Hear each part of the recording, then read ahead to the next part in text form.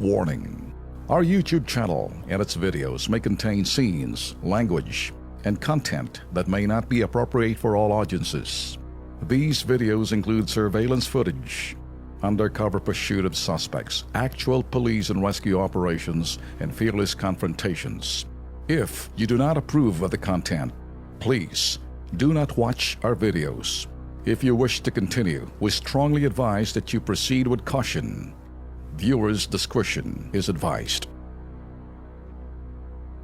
Okay, dito naman tayo, Lex. Mag-ingat kayo dahil lamang sa aming Night Brigade kalatuyang tagmamatsyag sa gabi. Isang red plate sa pole sa camera nakaparada sa lugar na kung saan may party. Naku, kanino naka-issue ang government vehicle na ito? Panoorin.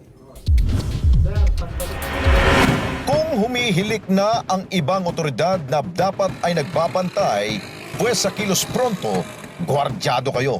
Sadyang mapagmatsyag ang aming lente. Rumoronda, nagmamasid, tinitiktikan ang bawat galaw at eksena.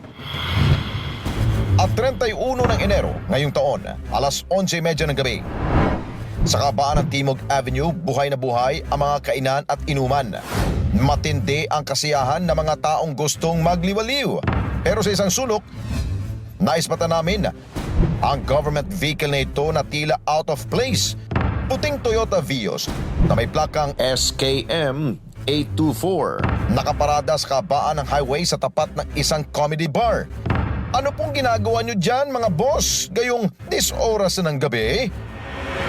Dapat ang bawat sasakyan ng pamahalaan ginagamit lang sa official business at may kaakibat na trip ticket. Ang hindi sumunod, malinaw na nilalabag ang Republic Act No. 3019 o Anti-Graft and Corrupt Practices Act.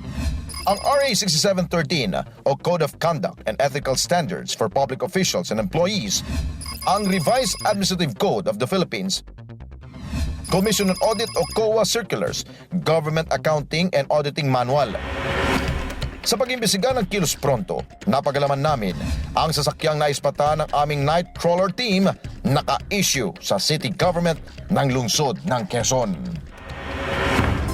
Nako, yari kayo. Ngayon mag-iingat na kayo. Warning na ho to dahil naglilibot ho ang Nightcrawlers ho namin. Naglilibot ho yung Night Brigade ho ng kilos pronto gabi-gabi. Kaya yung mga mahilig maglakwatsa, yung tumatambay kung saan-saan, dala-dala ang mga sasakyan ng mga panggobyerno, gusto nyo maglamyerda, gamit nyo ang official, ito for official use, ginagawa nyong personal ninyo, lagot kayo.